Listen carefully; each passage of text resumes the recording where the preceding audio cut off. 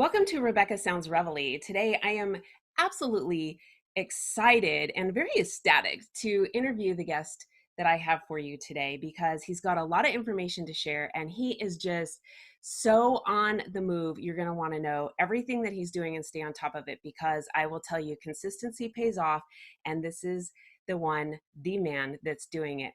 He is author of Overcoming the Silent Pride Within, Dare to Compare. We're going to talk about that today, as well as he is an actor, a director, a producer, and he resides in Dallas, Texas. Not too far from me, but it's still a little ways. He's got 21 credits to his name, and he is known. Yes, he is known as a true chameleon actor because he has the ability to bring forth just about any emotion. We might even ask him a little bit about this today. But he's also known for his lead role in The Place in Between, and he has been a star in the short film Harvest. There's a lot to him. You're going to absolutely love it. I'm so excited. But what took him to have this journey in the entertainment industry was because he was a Southern Baptist pastor's kid. And so there is a lot that we can glean from that information too. But he took all of the things that he's learned, held it dearly within, and moved it towards reaching his goals and his calling because he really feels strong that God has called him to go into this field and allow that passion that he has to inspire and move others in ways that, well, is least expected. He's going to also talk with us today about a script that he has. There's more to this script. I'm going to let him divulge all of the information about it, but it's Preemptive Strike Beyond Sight. So welcome to the show, Nicholas Rice. Thank you. It's good to be here. I'm absolutely jazzed to have you on the show. I've been waiting to have you for quite some time, and you have got a lot going on, especially with the new release of your book. And before we get into all of this, I know everybody's going, okay, so he goes from a Southern Baptist pastor's child and he is doing things now in the entertainment industry. And in entertainment, there's always a lot of sort of questionable things that can be happening. So can you tell us a little bit about your background in coming into the industry? Well, a previous podcast that I was on, I had to explain that even though I was in ministry, I grew up a pastor's kid, but I was in ministry as a worship leader. And worship leading can actually be a big performance. Not saying that that was the goal, but you definitely had to get your vocals right. You had to get your instrumentals right, and doing this in front of a big crowd. So there was an entertainment aspect to it. And going from that into acting, it helped me transition for, say, the preparation of a role or something of that nature. So I had some background in that. But I will say this, going from ministry to acting was a complete culture shock, in a good way. In a good way. I wrote the book on pride, and I can tell you this right now, that the most humbling experience that I've been able to experience is getting in front of the camera on set, because you have to strip down literally everything who you are and become something or someone else. And so that was that was a humbling experience for me, having to just leave it all out there.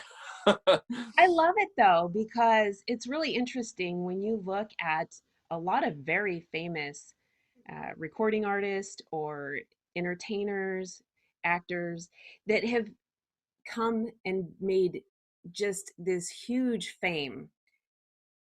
They were led specifically from their Christian roots or from church, Yeah. being in church, being in choir, being part of the worship team. So I really love how you've embraced that and allowed the Lord to direct the direction that you're going, I do. I think it's really neat. And you've had a really good base on what you see needs to be done and what you want to convey. And it's very immense. And your social media post, for those that are following and those who need to follow, are really going to be able to see it. It's really, really clear. Yeah, thank you. It's been a great journey. It's been a short journey, actually. I've only been acting for about 3 years now. I just hit my 3-year mark back in August. And I'm loving every minute of it. I still have a lot of goals to hit, and I firmly believe that I'm going to hit all those goals. It just takes one day of preparation at a time. So I love it. I love it. So you went, what was your first role? Your first audition? that's actually a really good story on its own, because my first audition was for a commercial print job for a Toyota Tundra, and it was my first audition, my first big gig. And if you don't know the statistics for when it becomes being an actor, you probably go to about 30 to 50 auditions before you land one role. And that was my first audition, and I landed it. And I was ecstatic because I got to work. It was my first experience in the industry. A friend of mine messaged me after I made the post saying I got the job. She said, "Nick, you have an anointing on your life because no one lands their first role. That's just not something that happens." And so I believe getting that first role, I believe that was God kind of giving me a taste of what he's called me to and how much I was going to love it. Because that first gig was amazing. I literally got paid to play. I Uh-huh. mean, I was pampered. It was like $100 an hour. It was like easy money. Got to drive a truck all the time. Fake fishing. Fake playing with my fake son, and got to drive ATVs all day. It was just a day of fun. Got paid to Mhm. have a day of fun, and then those pictures, because it was a print job, so it was just still pictures. Those pictures ended up in the Toyota Center where the Rockets play, in the VIP lounge. And I didn't know that because it's hard to find the final product. But How awesome a is friend of that? mine, yeah, a friend of mine was entertaining some clients in the VIP lounge, and he saw my face just like plastered on the wall. And so he took a picture of it, posted it on Facebook, and tagged me. He's like, "Nick, I think this is your face." And I was like, "That is 100% my face." And so it was a good, the whole completion of it, and to see the final product, it felt really good. And so I didn't land all of my roles after that. I went through several auditions before I landed my next role, but I think that was God just kind of giving me a taste, like, let's you just taste it, and you'll see how good this is going to be. Well, you just had a little commercial that Yeah. came out, and it's really an exciting, it's not little, it's a big commercial. But I mean, it's such a neat commercial because you just nail it at the very end. uh, And it just looks so natural that I don't know if you planned it that way or if that was part of the script or however, but whatever, that just really, brought it home because well, everybody gets it.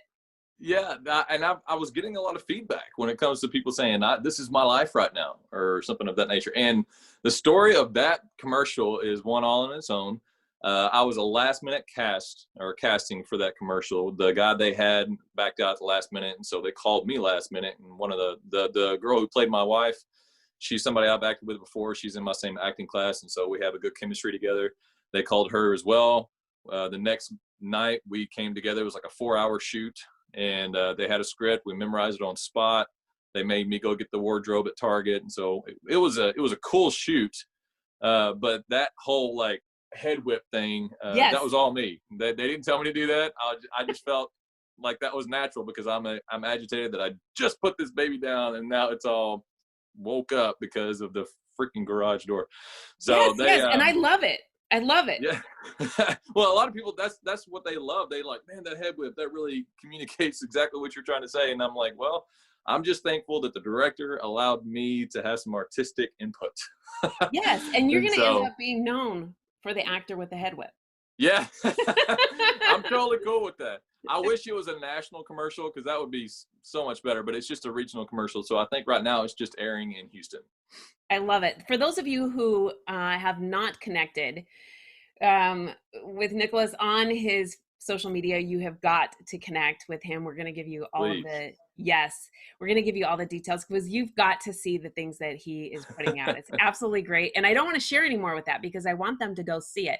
And so, real quick, I'm going to talk to you more, but I do want the viewers and those who are listening also on audio to get the social media links real quick before we go any further because they might want to be checking this out. Okay. Well, if you want to find me on Instagram, it's at the Nicholas Rice, Nicholas with a N-I-C-H, not a N-I-C-K. And then that's the same thing for Twitter. And then if you want to find me on YouTube or TikTok, it's my full name, Nicholas Andrew Rice. If you search those terms, it should pop right up.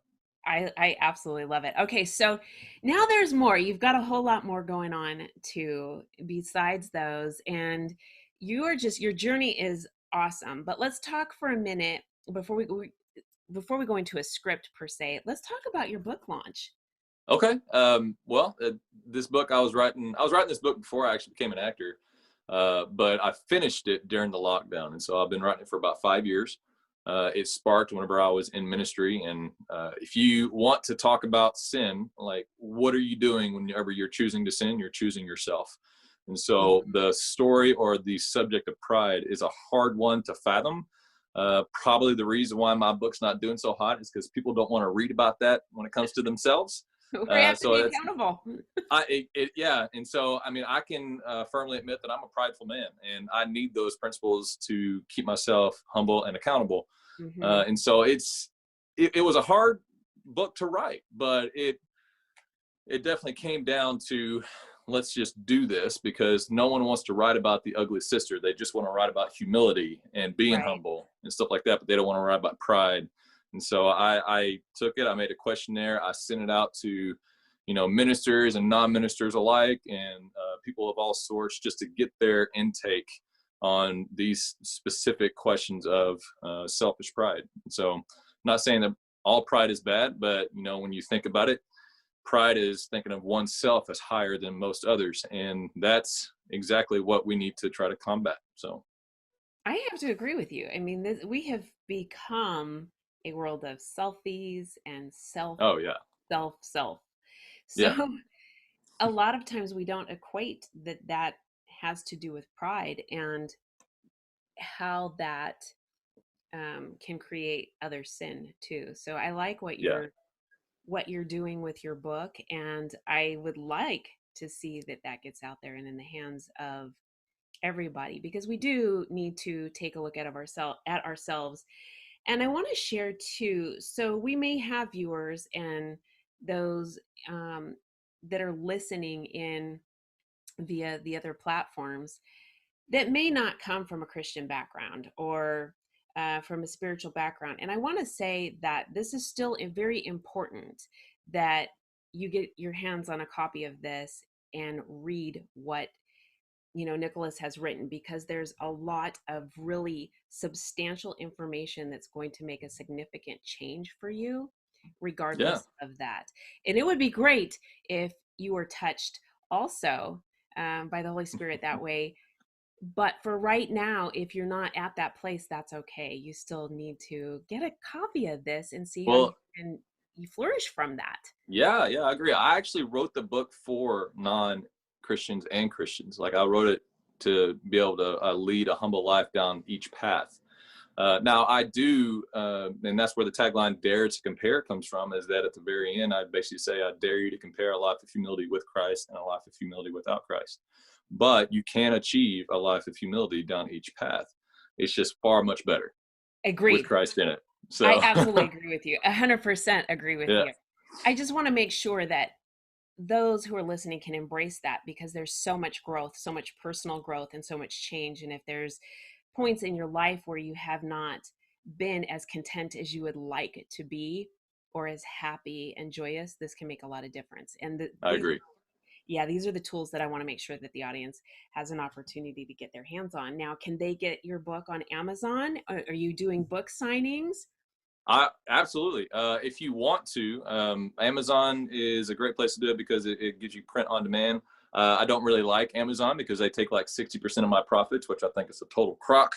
I know, But I know. but if you want to, should I give my email for my PayPal and they can just PayPal it to me and I can ship it myself? If you're okay with Or that, yes, and I'm okay with that. you'll sign a copy for them also? Yeah, and all they have to do is just in the memo side, just write book and then your name, and I'll sign the copy and send it to them. Of course, I need the address as well.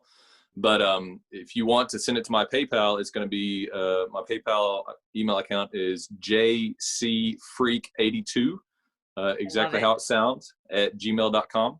And if you just send, I would say $15, and send the $15 to my PayPal account. You can also send it via Zelle for that same email address, Okay. and I'll be able to get it that way. And just make sure you put in the memo all your information that I need. Your name, and your address would be best. So if you put your name and your address, that way I can ship it to you. I'll get it straight out to you. I'd rather do it that way. That way I can sign it and also not have to give, half of the profits It's true, and the to Amazon. royalties are just very insignificant. I think, when Yeah. I sell something on Amazon, it's, less than a couple of dollars or something Yeah. for It's royalties. It's not very much at ridiculous. all. Yeah. Yeah.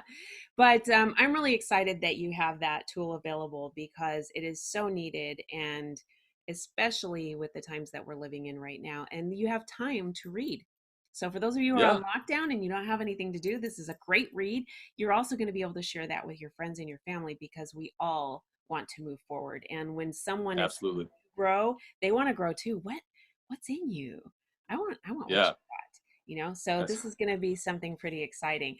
Now, too, let's talk about a script that you're working on. And I don't want to share all the little tidbits that you have about it, but this is pretty excited. The yeah. preemptive strike beyond sight, because there's more to it than just the script. Can you share with us a little bit about that also? Sure. Yeah. I actually, whenever I finished writing my book, that's whenever I actually started writing the script because, we all had plenty of time during the lockdown. Yeah. And so I was like, I had this thought of this movie last year whenever I was doing a different shoot. I was doing a fan film last year for Marvel and Star Wars, and I love just it. had a dream. I had a dream about this specific script, and I had a dream about a certain scene that we wrote into the script, and it was about a new type of superhero. And I loved what I saw in my dream. And then I was like, I've got to put this down on paper. So whenever the lockdown happened, I had a lot of encouragement from people around me. Had no idea how to write a script. So I just did what I know how to do best. And that's just to sit down and write it. And so I don't know if you know anything about scripts, but they usually, for full feature films, they're usually about 90 to 110 pages. My first draft was 65 pages. Oh, no kidding. Not long at all. So, and you're So thinking, okay, what do I need to do here? yeah, yeah. And the great thing is I reached out to one of my well, she's my co-writer now, but she's one of my classmates in acting class, but she's also one of the substitute teachers. Because my acting teacher is actually an A-list actor who resides in the area. His name is Glenn Morshower. He's been on a lot of stuff. He's currently on The Resident right now as a recurring role. And she, my co-writer, is his substitute teacher whenever he can't be there. I So I love it. reached out to her, and I love her to death. She's like the most talented actress I've ever seen in my life. And I said, hey, can you just read over this? And she was like, yeah. And so she read over it and basically sent me a note back saying, you have way too many narratives. Okay. What that means is I was putting too much in the description of the scene and not enough in the dialogue. She's like, you need to let the actors tell this story. And I Right, was right, like, right. okay, okay. And so that was the first little snippet. So I went back, and as soon as I made all those corrections, I got it to about 90 pages. And then while I was doing that, while I was working at the gym, a client comes in with a friend. That friend just happens to be a WGA writer. And he also teaches at the local conservatory here in Dallas, KD Conservatory, for writing scripts. And he has a movie out that he's making royalties off of called The Music Within. And I just like, dude, can I hire you? And so he agreed to read over my first draft. My first draft was absolutely atrocious.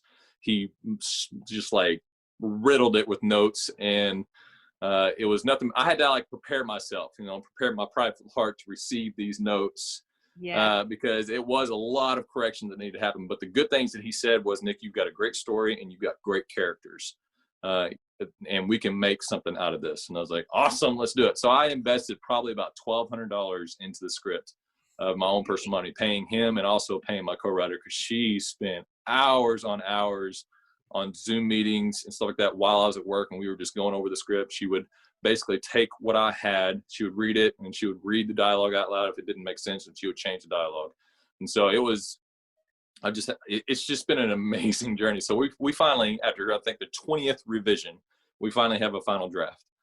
And that draft is in the hands of Glenn Morshower, my teacher, and he's on the verge of committing. So when he does commit, that's when we'll be able to go out after the bigger money, because getting funding for a movie is like a catch-22. So funders don't want to give you money until you have A-list actors attached to it. A-list actors don't want to attach until you have funding. That's right. It's a And vicious so, circle. yeah. And so, but because Nikki is attached to it and Glenn trusts Nikki and Glenn has done lesser stuff than what we're presenting to him, we have a high chance for him to get attached. And my producer said, Nick, I'm not going after the big money until he commits. And so I was like, okay, I'm on You're it. on it. I love so, it. so we're This is just waiting for him great. to, he just got the script in for the next episode of The Resident. And he said he has a really big role in that episode. So he's going to focus on that first. And then after that, he's going to read our script. This is good though. You have a lot going on with that, and golly, it just doesn't stop. You just keep striving and setting another goal and going forward, and I absolutely love it. I Thank you. absolutely love it. It's been a long, like a lot of, not obstacles, but a lot of things keep coming, and I'm just like, okay, let's do that. Okay, let's do that. But it's been a good journey and a learning journey. Like I now know how to write a script Hmm. because of all the stuff that I learned. That's good though, because that's going to take you into places you may not have expected that you were going to go as well. Yeah, So God's opened up this big opportunity, this door of opportunity for you, and it's going to take you in a lot of different directions because you're listening to it and you're following through and you're consistent and you're sharing things that help other people. And so all of these things are truly a blessing for agreed. you and for others. And that's what's so exciting. So Yeah, I agree. I'm really jazzed about all the things that you've got going on, and I want to thank you so much for being with us today. I definitely want you to give out your contact information again because I would like the audience to connect with you. Yeah, absolutely. So if you want to find me on Instagram or on Twitter, it's at the Nicholas Rice. Nicholas spelled with an Nicholas. And then if you want to find me on TikTok or YouTube, well, you'll see all my clips and some fun things that we do. It's just spell out my full name, Nicholas Andrew Rice, and it should pop right up for you.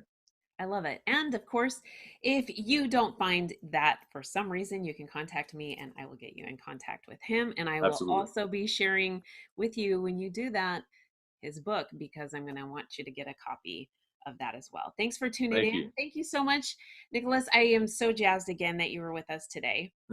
Thank you. It was good being here. So go ahead, connect with him on social media, connect with me as well. And if you have an idea for a show or you want more information about something, please definitely get in touch with me. I will do anything I can to assist you. I want to thank you for tuning in today. You guys are just a blessing. Make sure you share the episode with all of your friends, your family, everybody you know, and everybody you don't. Thanks for tuning in.